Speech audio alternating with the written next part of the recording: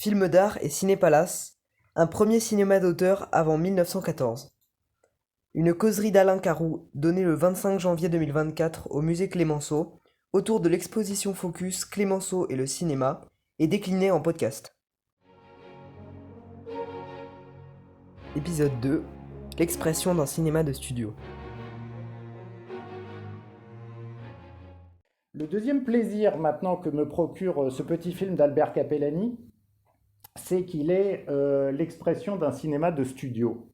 Autrement dit, d'un cinéma qui représente une forme de classicisme parfaitement maîtrisé. Un classicisme, c'est-à-dire un art normé, un art avec un cahier des charges de représentation extrêmement rigide d'un côté, mais en même temps qui permet à des individualités artistiques de s'exprimer dans ce cadre et qui fait que ces films ne sont pas anonymes. Alors au premier abord, peut-être vous avez cette impression ou pas, je l'espère pour vous, on peut avoir l'impression que ces films de 1910 se ressemblent tous sous le rapport du jeu des acteurs, sous le rapport de la mise en scène.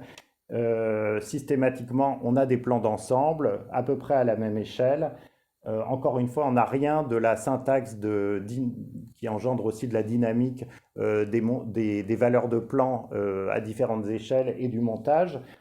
Donc toutes les formes expressives subtiles que permettent le plan rapproché sur un corps, sur un visage, ne peuvent pas se déployer. Les acteurs sont obligés d'adopter une mimique qui est liée à la distance avec la caméra.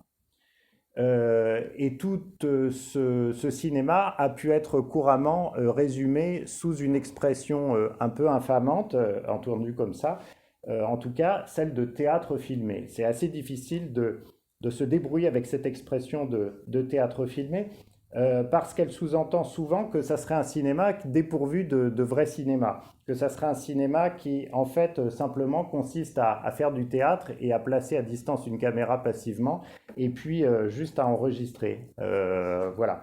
Euh, En fait, cette expression, elle est trompeuse, parce que bien sûr, les techniques de jeu d'acteur, les techniques de mise en scène, les techniques de décor, les techniques de costume proviennent à cette époque directement des savoir-faire du monde théâtral, au point que ces films constituent aujourd'hui des sources très précieuses pour l'histoire des techniques du théâtre autour de 1900. Hein.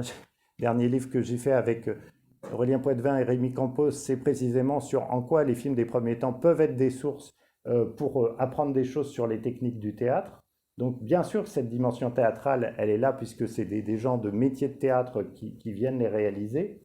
Mais euh, avoir rabattre strictement ce cinéma sur un préexistant théâtral, c'est euh, exagéré, au sens où si ce cinéma s'inscrit pleinement dans le sillage du théâtre, il n'est pas inexistant en tant que cinéma. Alors pour le faire comprendre, en fait, je crois, pour faire comprendre qu'en fait ce serait simplificateur de faire une sorte d'opposition entre d'un côté le cinéma est absorbé par le théâtre ou de l'autre côté le cinéma est autonome par rapport au théâtre et faire comprendre qu'en fait c'est plus subtil et que c'est pas aussi catégorique et que c'est ni l'un ni l'autre, on peut faire le parallèle avec un autre mode de reproduction mécanique qui démarre à peu près à la même époque, légèrement avant, c'est le phonographe, c'est l'enregistrement sonore.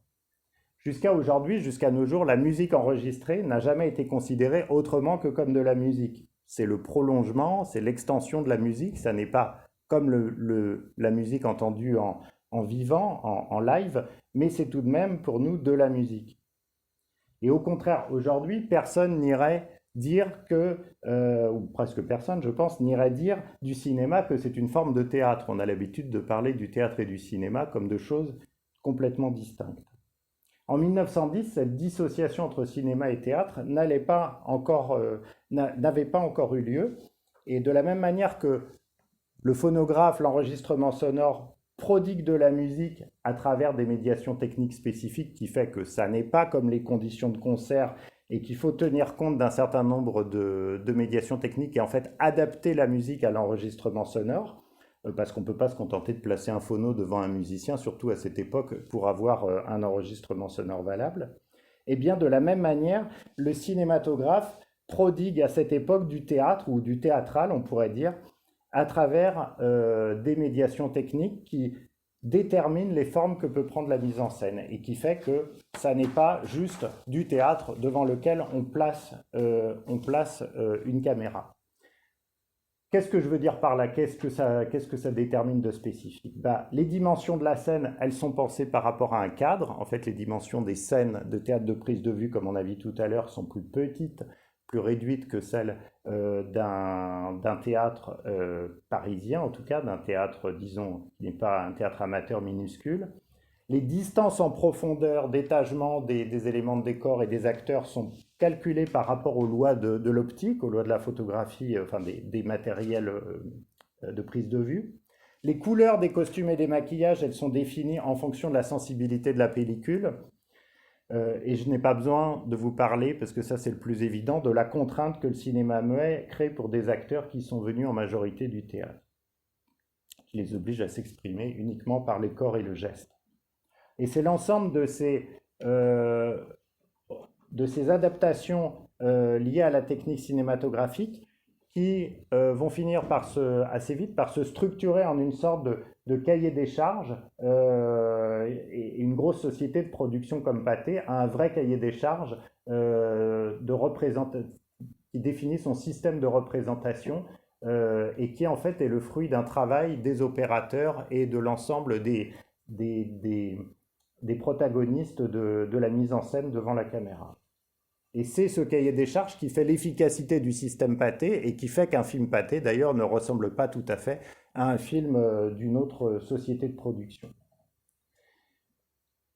Pour autant, même s'il y a un cahier des charges, ce que je disais, il y a aussi la possibilité de différences subtiles entre les créateurs, entre les individualités qui sont au travail. Et c'est le cas en particulier d'Albert Capellani, qui, sans être, qui est un metteur en scène qui tend à imposer une touche particulière.